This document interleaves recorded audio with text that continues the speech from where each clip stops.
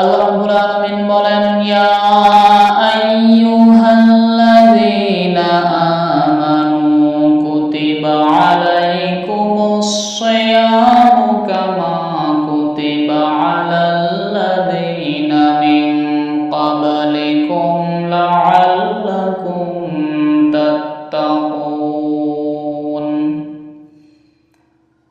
সূরাতুল বাকারার 183 নম্বর আয়াতে আল্লাহ রাব্বুল আলামিন বলছেন,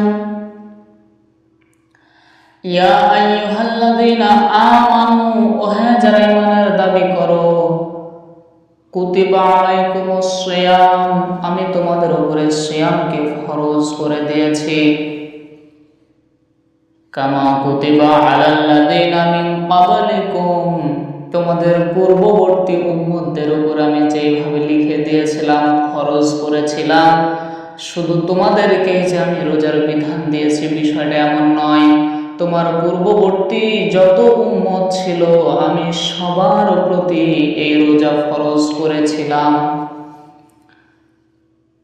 তো আদম আলাইহিস সালাম থেকে শুরু করে হযরত ঈসা আলাইহিস সালাম পর্যন্ত, আর আমাদের নবী, আমরা আখির নবীর উম্মত, আমাদের পর্যন্ত এই একটি বিষয় যে ফরজ আল্লাহ করেছিলেন, রোজার বিধান, কি উদ্দেশ্য, কি কারণে আল্লাহ ফরজ করলেন?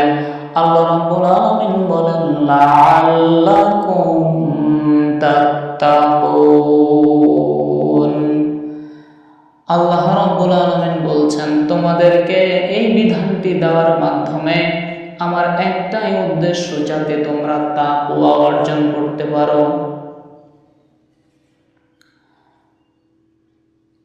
তাকওয়া অর্জনের জন্য আল্লাহ আমাদেরকে দিয়েছেন এই রোজা, এমন একটি ইবাদত, ইসলামের যে মৌলিক 5টি স্তম্ভ রয়েছে,